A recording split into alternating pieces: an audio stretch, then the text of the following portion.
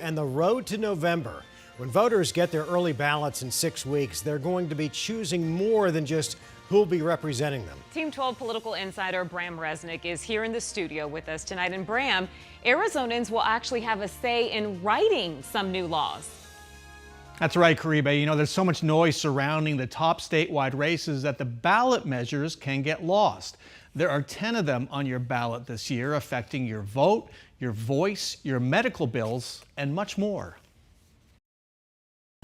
Since statehood 110 years ago, Arizona voters have had the right to make laws at the ballot box.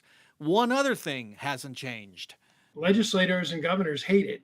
Former Attorney General Terry Goddard says legislators have made it harder and harder to put proposed laws on the ballot. They prefer to have their own fingers on the switch of power, and they don't like having citizen legislators step in. Goddard should know.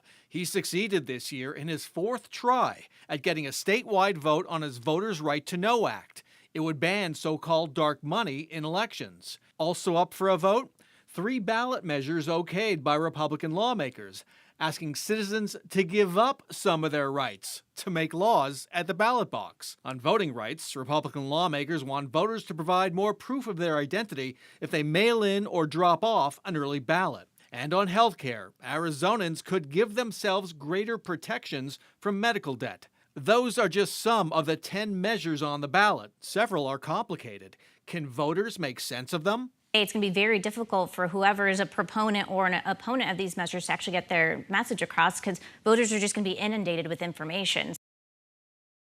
And Bram, is there anything on the ballot that has support from both parties? There is a vote on the creation of a new position. It would create the office of Lieutenant Governor. Right now, if Governor Doug Ducey left office before his term ended, the Secretary of State, Katie Hobbs, would be first in line to become governor. Now, this ballot measure would have candidates for governor and lieutenant governor run as a ticket, kind of like the presidential ticket. The lieutenant governor would then serve as a high-ranking staffer in the governor's office. That person wouldn't be a new statewide official. A lot of states have this arrangement. Folks have wanted it here. Lawmakers have wanted it here for years. This might be the best chance.